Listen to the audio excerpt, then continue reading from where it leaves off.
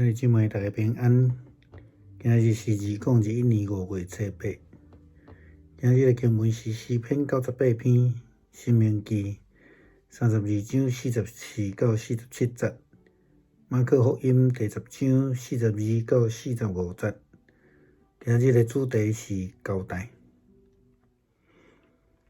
照中文的翻译来看，还是咱的用词来看，到底要用交代，就是交托。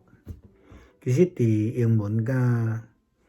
原文的意思是同款啦吼，就是讲伊拢用过去式咧讲着讲吼，said or spoke 吼，这个但是对中文来了解是有淡薄差别啦吼。交代比较较属伫即个顶悬的人对下骹咧讲的交代你啥物代志。交托比较较有对下顶悬的讲法，托付安尼吼。真侪时阵就是讲，咱伫祈祷中间，也是讲伫咱咧教会内底咧用的时阵，咱若用使用中文的用词的时阵，爱淡薄较细致，因为中文就是有差别嘛吼。捌听见有人伫即个祈祷中间讲上帝啊，阮将即个困难吼交代伫你的手中吼，感觉怪怪吼。讲咱咧讲上帝毋是咱细汉的呢吼，毋是咱交代伊做代志，伊着爱遵守咧吼。所以检测用交托会较好势小看吼。申命记32章44到47节，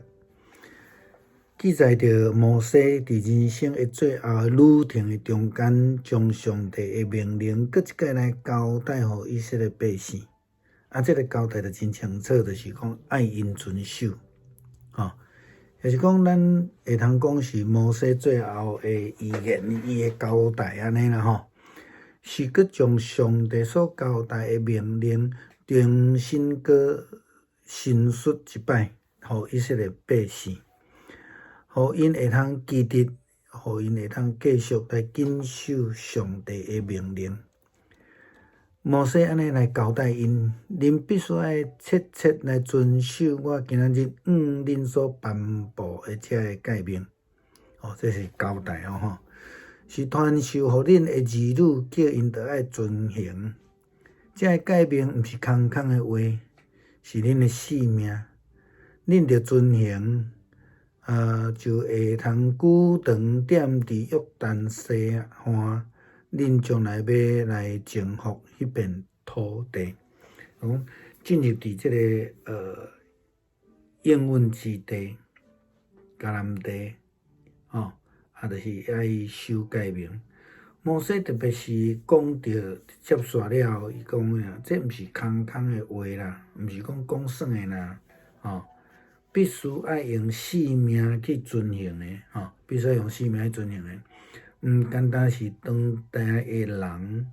爱将即个诫命交代互因的儿女接续落去安尼吼。咱若对申命记32章较头这个第1节到43节，看到摩西用唱歌、学乐做基础来讲着以色列百姓必须爱遵守上帝的诫命，咱若用军声笑来讲吼，唱的比讲的较好听啦吼。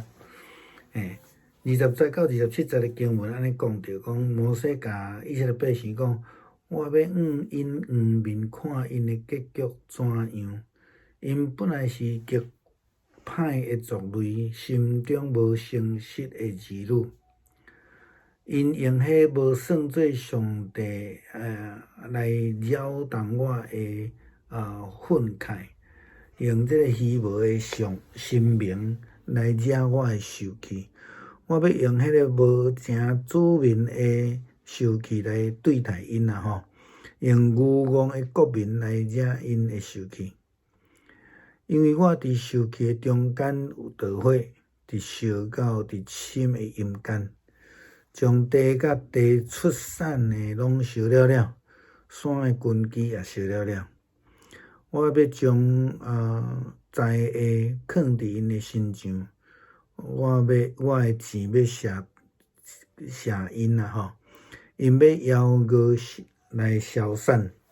互这炎热的苦毒来吞灭。我要来找这野兽用喙齿来咬因，互途中间腹肚行的毒气来害因。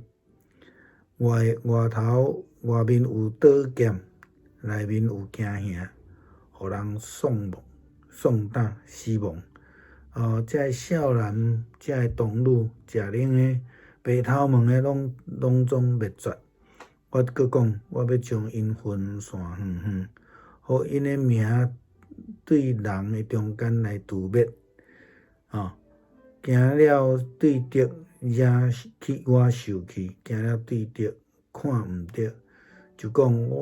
是阮的手的能力，毋是耶和华所行的。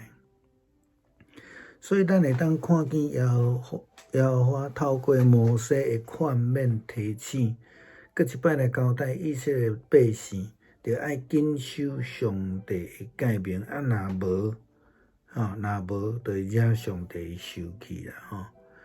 虽然伊得要离开世间，伊犹原提醒以色列人袂当袂记这上帝的诫命，这是非常重要的事。特别袂当离开上帝的道路惹上帝生气啦耶稣基督其实嘛是安尼伊来劝勉互这下军队者，互因知影伊安尼讲，恁着知，世上遐被认为统治的人有权柄来管辖人民，领袖也有权来支配人民，但是恁却毋是安尼。恁中间什么人要做大人物，什么人就得爱做恁的奴仆；什么人要做头的，就爱做大众的奴仆。因为人子毋是来受款待的，是要来款待人、奉事的是要来救赎众人，佮献出家己的性命。所以咱要来看耶稣基督所交代是甚物的？伊伫遐劝勉军队者讲都爱谦卑啦，毋通爱做头啦这伫教会内底咱定来看见这时常犯的问题啦军队耶稣基督人必须爱学习耶稣基督来奉事，并且是为了奉事来献上家己的性命，或者是讲咱更较正确，还是讲较正向来了解，就是讲用性命来服侍，毋是伫遐干那要争做头安尼尔。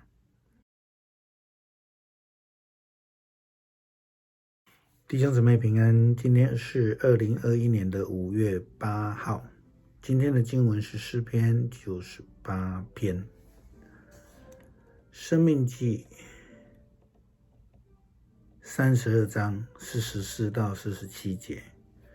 马可福音第10章42到45节。今天的主题是交代。中文的翻译或是用词上面，这个交代或是交托，其实意思是有所不同的。虽然在英文跟原文的字是一样的，是用 said 或是 spoke，就是过去式来表达这个所要交付的事情。那就中文的角度来了解，其实交代呢，比较属于是上对下，也是命令式的交代你做什么事情，就是要去做。而交托则是有一点点像拜托，是由下而上的一种说法。所以虽然原文没有什么差别但是因为我们用中文或是用汉字，那牧师想要在这边提醒兄姐，在祷告的当中需要使用中文的这个用词。因为常听人家在祷告里面说上帝我们将我们的苦难交代在你的手里，这样的用词其实听起来有点怪怪的啦因为呢，上帝并不是我们的小的我们的仆人，我们交代他做什么事情，他就必须要做，而是我们需要托付他，拜托他，请他帮我们做啊。这是有一些不同的程度的意思啊哈。申命记32章44到47节记载摩西最后的旅程，将上帝的命令再一次的交代给以色列人民。或许我们可以把这一段的经文当作是摩西的最后的交代，或是最后的遗言。他将上帝所交代的命令重申给以色列人民，让他们能够记得，能够继续的谨守上帝的命令。摩西这样交代说，你们必须切实遵行我今天向你们颁布的这些诫命。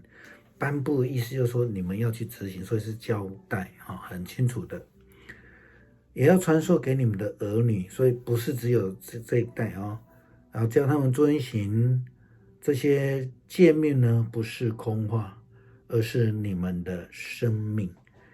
你们要遵行，就能够长久在约旦河的西岸，你们所要将要征服的那片土地。